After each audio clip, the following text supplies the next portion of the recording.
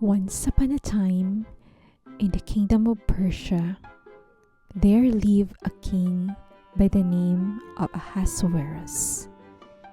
King Ahasuerus loved to throw incredible parties and would invite many of his subjects to the parties to celebrate with him.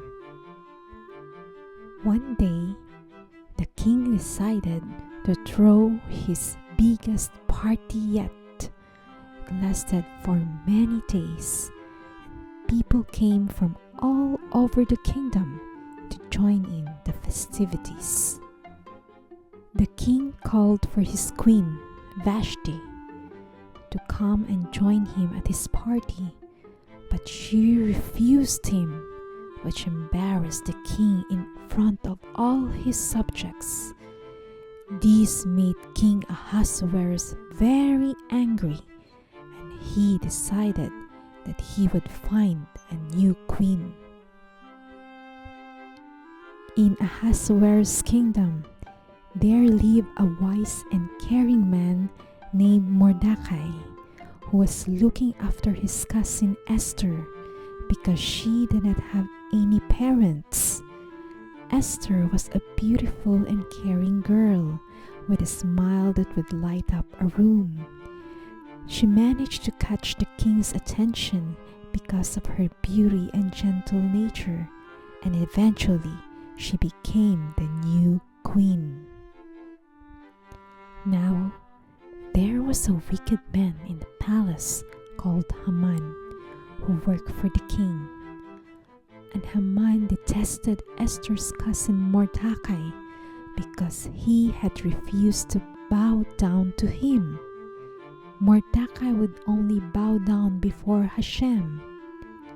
This angered Haman, so he hatched a plan to get rid of all the Jewish people in the kingdom, which included Mordecai and Esther. Haman tricked the king into signing a law that would harm the Jewish people. When Mordecai heard about this law, he quickly told Esther about Haman's plan and asked her to go to the king to save their people. Queen Esther was scared, as she knew that going to the king without her being summoned was a dangerous thing to do. Despite this, Esther knew she was brave for the sake of her people. She asked all the Jewish people to pray and fast for 3 days, and Esther did the same. Ahasuerus asked Esther what it was she wanted. Esther replied that she wanted to invite him and Haman to a special feast she had prepared. At the feast, King Ahasuerus asked Esther what it was that she desired. Esther was very wise and did not reveal her plan straight away.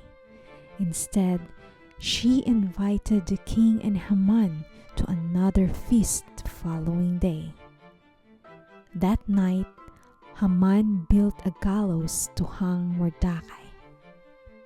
Meanwhile, King Ahasuerus asked for the royal records to be read out to him. It was then he learned how Mordecai had once saved his life by uncovering a plot against him.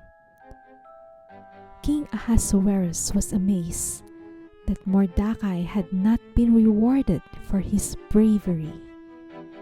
The next morning, before the second feast, he called Haman before his court and asked him what should be done to honor someone who had pleased the king. Thinking that the king must be talking about him, Haman suggested that the man should be given the grand celebration. Once he realized it was actually Mordecai that the king wanted to honor, Haman was horrified. During the second feast, Queen Esther bravely told King Ahasuerus all about Haman's plan to destroy her people. The king was absolutely furious about what he heard and had Haman punished for his wickedness, using the very same gallows that Haman had built for Mordecai. King Ahasuerus then made a new law to protect the Jewish people and honored Mordecai for his bravery.